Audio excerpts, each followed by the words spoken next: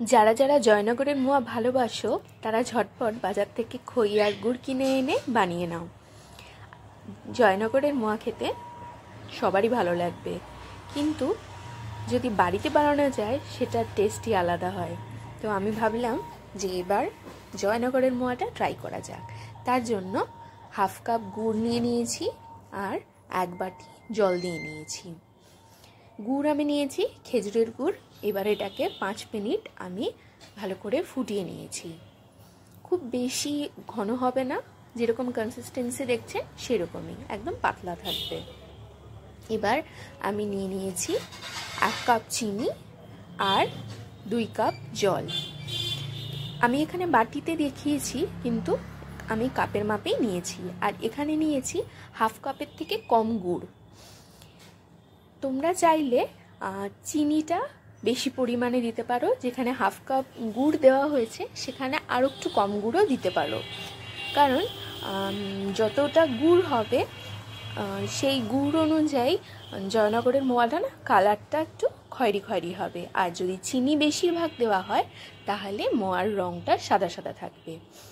তার কারণটা আমি বলে দিচ্ছি। এই যে গুড়টা আর চিনিটা জাল দেওয়া হচ্ছে জল দিয়ে, একটা তারের মতো কনসিস্টেন্সি আসবে। তো এবার যতক্ষণে গুড়টা জাল দেওয়া হবে ততক্ষণে গুড়টার রঙটা একটুখানি কালো হয়ে যেতে পারে, যেটা চিনি হলে ততটা পরিমাণ কালো হবে না। এবার যখন দেখবে তারের কনসিস্টেন্সিটা চলে আসছে, তখন 1 প্যাকেট খই নিয়ে নিয়েছি। খইগুলো কিন্তু কোনোভাবে গরম করা নয়, প্যাকেটের খই। এখানে 200 গ্রাম পরিমাণের খই আমি নিয়ে নিয়েছি। এই সময় কিন্তু গ্যাসটা অন ছিল। যদি গ্যাসটা আমি না অন করে রাখতাম তাহলে কিন্তু গুড়টা জমাট হয়ে যেত। তাই নিচে স্লো ফ্লেমে গ্যাসটা জ্বলছে, আর আমি গুড় আর চিনির মিশ্রণের মধ্যে খইটাকে পাক দিয়ে নিচ্ছি। দেখুন, পুরো প্যাকেটটা আমি এখানে শেষ করে দিয়েছি। আর আস্তে আস্তে করে গুড়ের সঙ্গে খইটাকে মিক্স করে নেওয়া হচ্ছে। এবার ঢেলে দেওয়া হচ্ছে উপর থেকে যেই 5 মিনিট ফুটিয়ে রেখেছিলাম গুড় আর জলের মিশ্রণটা, সেটাকেও এই কড়াইয়ের মধ্যেই দিয়ে নিয়েছি। আপনারা চাইলে কড়াই থেকে নামিয়ে অন্য পাত্রেও করতে পারেন, কিন্তু আমি ওই পাত্রের মধ্যেই করেছি। এবার জলটা দিয়ে ভালো করে খইটাকে মিক্স করে রাখতে হবে 12 ঘন্টা মতো, যাতে খইয়ের মধ্যে যে গুড়ের জলটা ছিল সেটা খুব ভালো পরিমাণে ঢুকে যায়। এবার আমি চাপা দিয়ে রেখে দিয়েছি। 12 ঘন্টা হয়ে যাওয়ার পরে খোয়া ক্ষীর নিয়েছি। খোয়া ক্ষীর এখানে 200 গ্রাম নিয়েছি।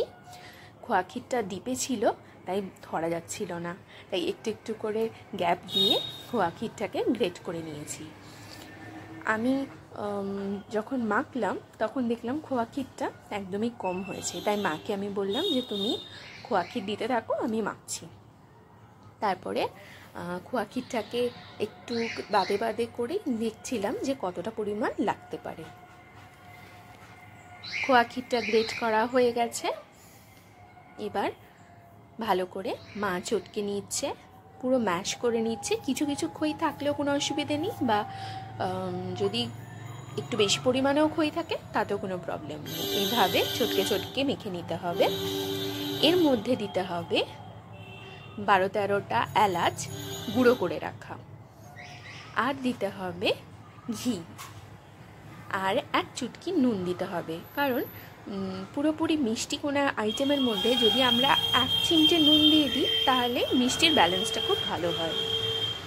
দেখুন, আমাদের যে মিশ্রণটা তৈরি হয়েছে সেটা একটু বাদামি কালারের হয়ে গেছে এই গুড়ের জন্য। আপনারা চাইলে একদম অ্যাকিউরেট কালার হবে তখনই যখন গুড়টা একটু কম দিয়ে চিনিটা একটু বেশি দেবেন। তো মাপ একই থাকবে, বাট চিনি গুড়ের পরিমাণটা একটুখানি খেয়াল রাখবেন, তাহলেই সাদা হবে। এবার ভালো করে মেখে নিয়ে গোল গোল বল করে নিচ্ছি। আমি আর মা দুজনেই একসাথে বল করছি যাতে তাড়াতাড়ি হয়ে যায়। আর যে প্লেটের মধ্যে রেখেছি সেই প্লেটের মধ্যে আগে থেকে একটু খোয়া ক্ষীর করে রেখেছিলাম, সেটাকে ছড়িয়ে দিয়েছি যাতে প্লেটের মধ্যে স্টিক না করে যায়। আর জয়নগরের মোয়ার উপরে আপনারা জানেন একটা কাজু একটা কিশমিশ থাকে। যদি আরও টেস্টি করতে লাগে মোয়ার মধ্যেও ছোটো ছোটো করে কাজু আর কিশমিশ দিতে পারেন, বাট খুব বেশি মিষ্টি হয়ে যাবে, এই জন্য আমি দিইনি। কিছুটা আমি সাজিয়ে রেখেছি আর কিছুটা আমি একদম বক্সের মধ্যে করে রেখে দিয়েছি। সেই বক্সের নিচেও আমি কিছুটা খোয়া ক্ষীর দিয়েছি, তার উপর থেকে দিয়ে দিয়েছি মোয়া, আর উপর দিয়ে আবার একটুখানি গ্রেট করে নিচ্ছি খোয়া ক্ষীর।